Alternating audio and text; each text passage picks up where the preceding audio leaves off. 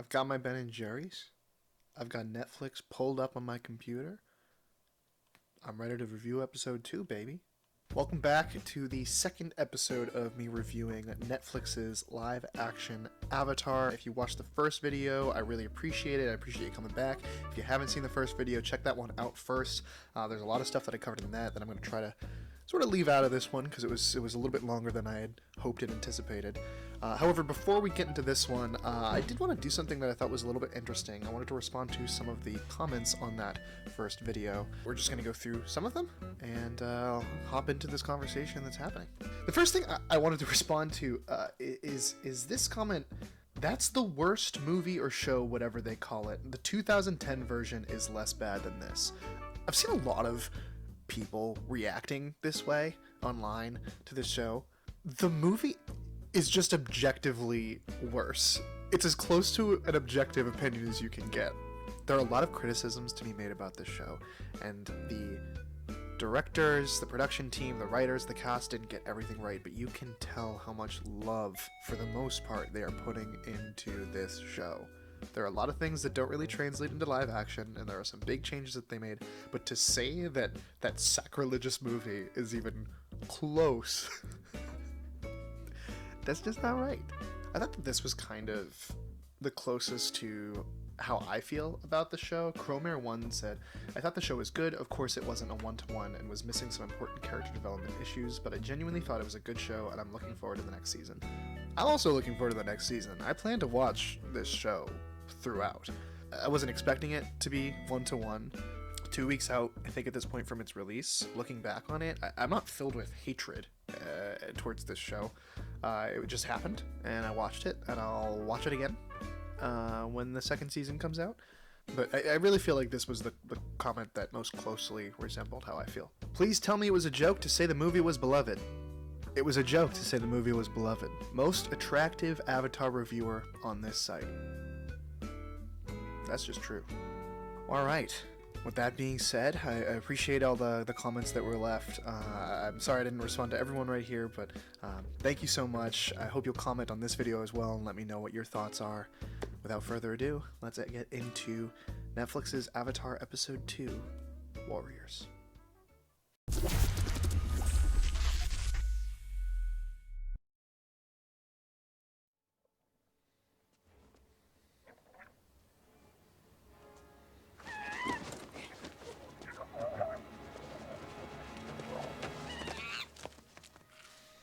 Thank God they gave Momo the Sonic the Hedgehog treatment.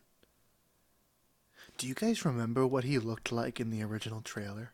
Thank God they saved our boy.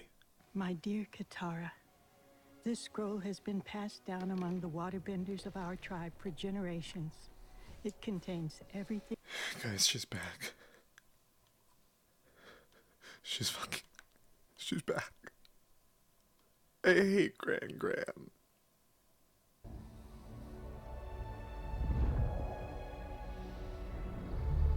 He's so cute! He looks so good. You want to join us, Momo? Momo? Yeah, he looks like a Momo, doesn't he? Just like how you look like a Sokka. Can't argue with that. Bet you taste like chicken. I'm glad that they kept the beef between Momo and Sokka, but I do think that this sort of lends itself to what I was saying in the previous episode, that there are a lot of moments, small and big, that just kind of feel like this is how it was in the source material, so we have to keep it, even though we're going to change the circumstances. The beef, originally, of course, in the Southern Air Temple episode when they meet Momo, is that Sokka's incredibly hungry and he wants to chase down Momo so he can eat him. And this one, he just, like, hates Momo. Like, tells him, you look like you taste like chicken. But, like, Sokka is not hungry or starving in this in this version. It doesn't make as much sense, right, as it does in the original show. Just another example of what I and others have been saying about that particular component of the story.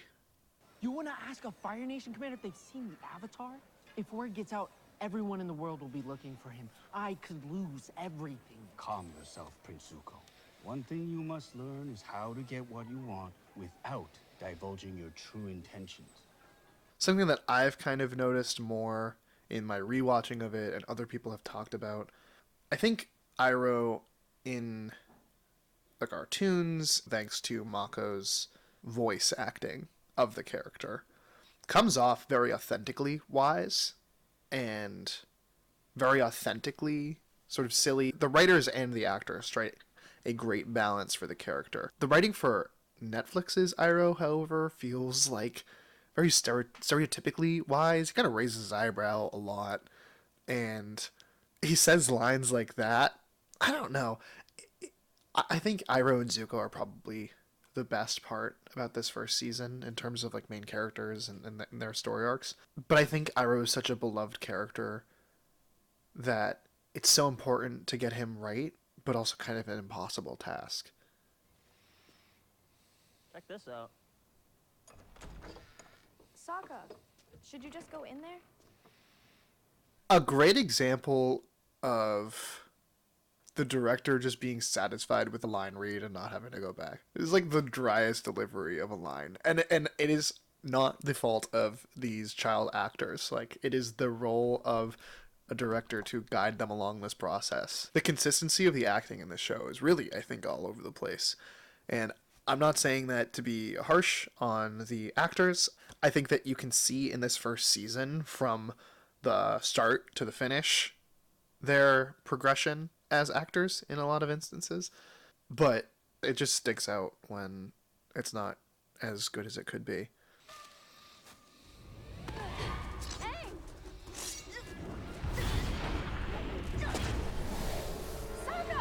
What's happening? Watch out! Hey! You are trespassing on sacred ground. Stop! You're making a mistake. He's the Avatar. Ridiculous. There would have been signs if he was the Avatar.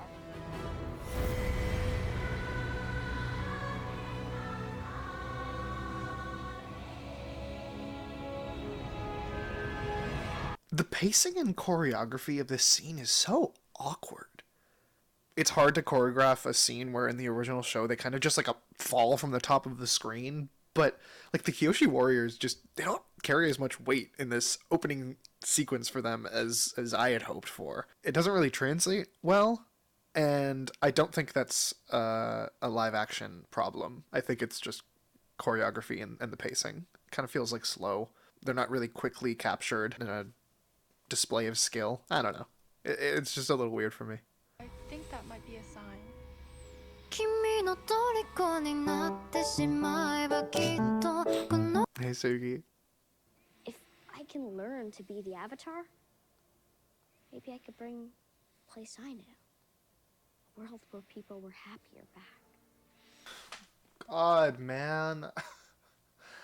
I just want to see the Aang that we all love. I don't want to be told about happy-go-lucky, fun-loving Aang. I just want to see him. Think about this. In the original show, the way that Aang proves he's the Avatar, the last airbender, is he very easily jumps out of his confinements and then does a silly little airbending trick. And he's there because he's wants to ride the giant koi. In this one, he's on this mission to meet Kyoshi's statue, and then like gives this really somber speech about bringing happiness back to the world, and it works. I miss my sweet boy. I'm reminded that Kyoshi herself often benefited from the kindness of strangers. And as the Avatar, she believed in helping those who could not help themselves. This is kind of a random thing, but it happened also in the first episode. I'm not really sure why these villagers are here. They don't need to be here, right? And it happens in the same scene where Gran is explaining things to Aang. Like, why does the whole village need to be in on these important meetings with their leaders? Is this where the budget went, to hiring all these extras to just stand in the background of these scenes? It's a big responsibility, all these people's lives in your hands. Personally, I take that responsibility very seriously. I'm the guardian of my village, too, so we have a lot in common. We're both warriors, right? Before she died, Avatar Kyoshi trained an elite force in her image. One ready to protect not only our homes, but our way of life. That tradition has been passed down through the generations, and it is now my honor to protect this community and to uphold the values of the Avatar. That is why I'm not just a warrior. I'm a Kyoshi warrior. Ooh. I do like this scene of Sokka sort of laying down the Riz. It kind of works for me. I get what they were going for. The sexism part of Sokka's character is a very short arc for him. It is resolved in 3 episodes, so I'm not going to talk about it too much. But I do think if they were going to get rid of it, it's such a core part of him and Suki's relationship and like their appreciation for each other that he shows that humility. And I think that what they replaced it with needed to be something. So I feel like they could have leaned into Sokka being a little more cocky here and like a little more brazen, and then sort of caught in his lie that he's like never actually really been in battle or something. And also that last line is crazy. I'm not just a warrior. I'm a Kyoshi warrior. If you wouldn't mind giving me until the morning, I'm sure we can track down what you need. Very kind. Commander. Zhao. Commander Zhao. At your service.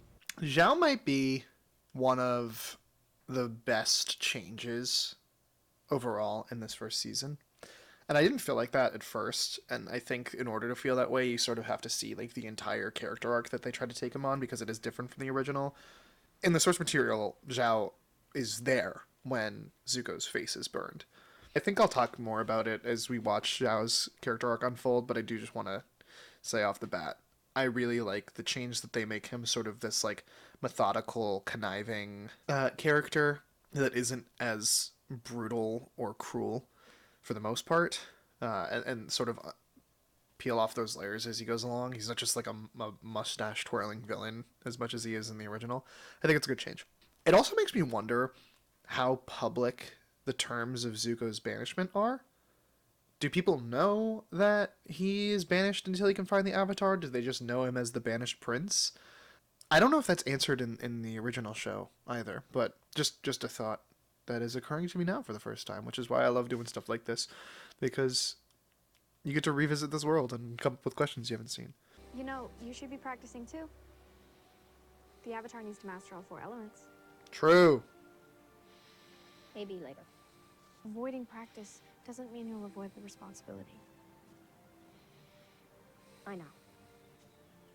It's just Gyatso used to be the one who... I don't know why they do this. I don't know why they do this.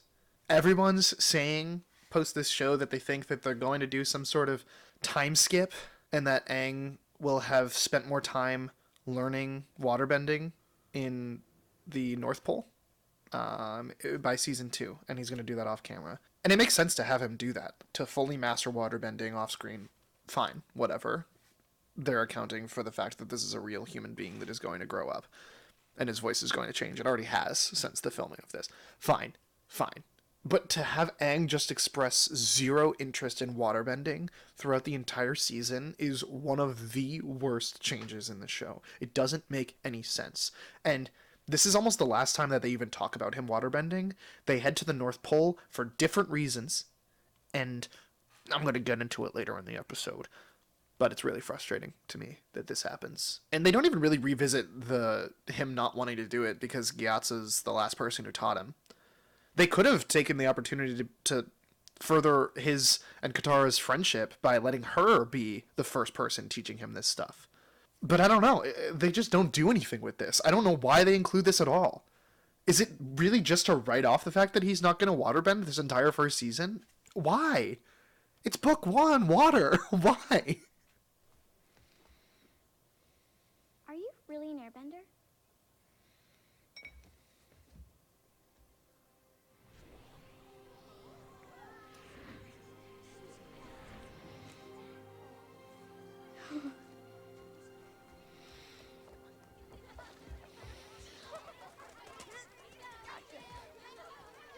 Gotta admit, he has a way with people. He knows how to connect, to get through to people like he did last night. Does he? That's his real power. Connection, building bridges. That's how he's gonna be the Avatar. Right. There goes the savior of the world. The full scene is just so weird to me. I need to see the script in just this portion of the show. Little girl walks in, asks Aang if he's an airbender. He bends. He then chases the children. Sokka and Katara stand in front of a clearly CGI screen that they've been green screened into. And then Aang runs into a wall. There's a reason we've avoided that all these years. Avoided. We've avoided a lot of things by living the way we do. Subtlety, please, for God's sake. We're not idiots. In combat and hunting and... Hunting. Yeah, hunting.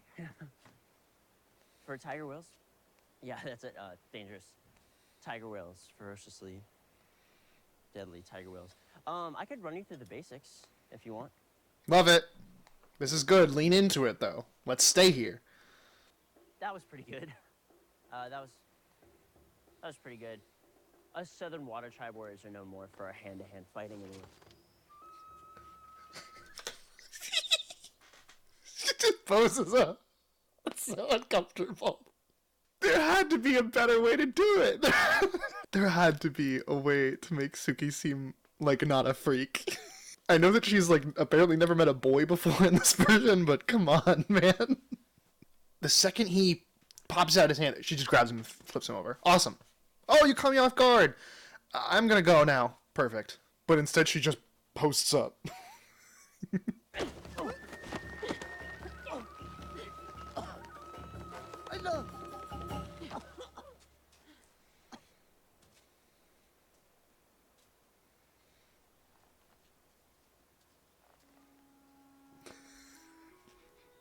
It's so awkward, man. For all the times that this show just cuts off scenes before they have a moment to breathe, that one just lingers as he slowly walks away. It's like, oh, it's such a weird attempt at recreating the energy from the original scene in the show. Only justice will bring peace.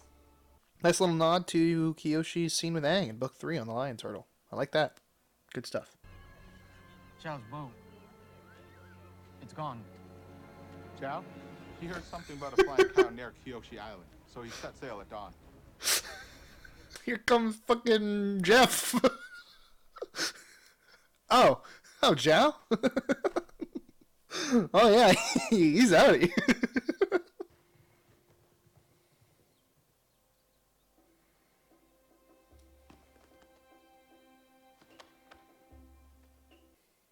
I don't know that a scene of Sokka asking Suki to train him would have been as impactful without him sort of admitting his own humility, but I really don't like the cut to her just sort of teaching him without them having like any dialogue about it whatsoever. For all of the things that the show forces us to watch and be screamed at us directly through a megaphone, missing some of these character moments is really a missed opportunity, for real. To be honest, where I'm from, there's not much call for a real warrior. When I first saw that they were taking Suki's makeup off, I said, why are they taking her makeup off? And I'm so glad they did. The Avatar state gives you the strength of 1,000 benders. I've seen it. It's dangerous. If uncontrolled, yes. But it can also be the ultimate weapon. Stop calling things the ultimate weapon and the ultimate warrior and the ultimate power. This is not fucking Dragon Ball Z. This is Avatar. We are quite unprepared for guests. Funny. That's not what I'd heard. I understand you had an unexpected visitor just the other day. You must be mistaken. We like keeping to ourselves. Then who's that guy in the back there in the Water Tribe outfit?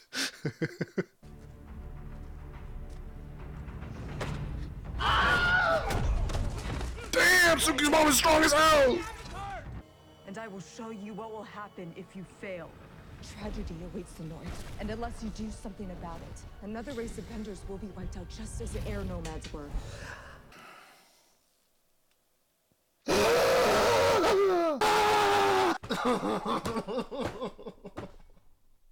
Why? Why can Kyoshi see into the future? Rules of magic, it doesn't make sense, but as a plot point, it makes even less sense. This is the biggest F up in this show. By making Aang see some vision of the Northern Water Tribe under attack, it A, robs him of the agency that was already there. They had already established in the last episode that he was going to go north to learn how to waterbend. But B, it makes it so that every stop along the way seems so insignificant, it doesn't make any sense. Why are they dragging their feet? There's gonna be a terrorist attack on the Northern Water Tribe, and Aang sees somebody flying around in Omashu and decides to make a pit stop there for 2 episodes. It doesn't make any sense, and it was so unnecessary. Why divert from the source material here?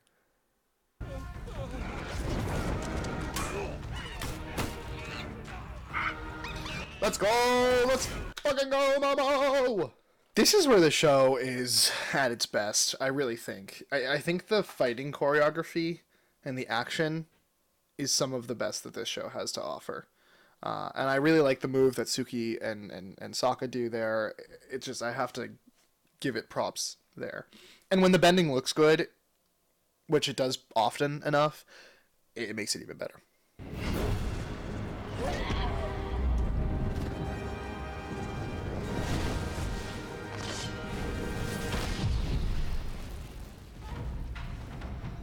Cool moment for Sokka that sort of sets up this theory that a lot of fans have. I guess it's not a theory, but a lot of people say that Sokka is the martial avatar, that he learns combat from all 4 nations. And I think this is a great example of that, and it's a pretty cool moment for him.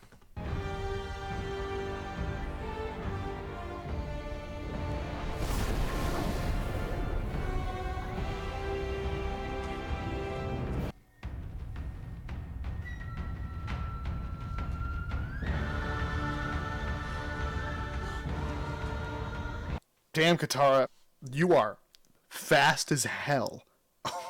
Katara is speedy. She got here moments after Kyoshi. That's crazy. Back to the ship!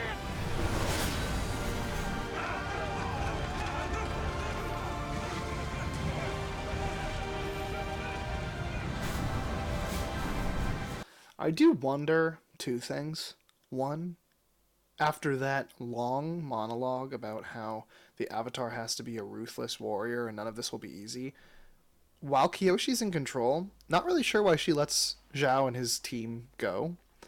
The second thing, in the source material, obviously Kyoshi Island remains intact because Zuko's the only one that goes there, and he's chasing Aang. He doesn't care about anything else. But Zhao is the commander of this fleet. Even if he's going to work with Zuko and follow Aang and the others, how does Kyoshi Island just like remain intact? Maybe we'll find this out in season 2, and like that's how Suki gets reintroduced. But here's a question I have right off the bat, because there is no way that he's letting that go if he's anything like the Zhao that we know. Goodbye, goodbye, goodbye. NPC moments for all of you. All of you. Kyoshi said I can only call upon one of the past avatars when I'm in the shrines. Another weird rule that is just broken later, because Kuruk doesn't seem to follow these rules whatsoever. They just don't have to write that rule in. It kind of feels like they've boxed themselves in for future seasons, and because they set this precedent, it makes the Roku episode later down the line feel kind of clunky. It's not as big of a deal for me as the Northern Water Tribe future site. But it does feel like a sort of unnecessary change that just sort of causes problems for them in the future and makes little discrepancies.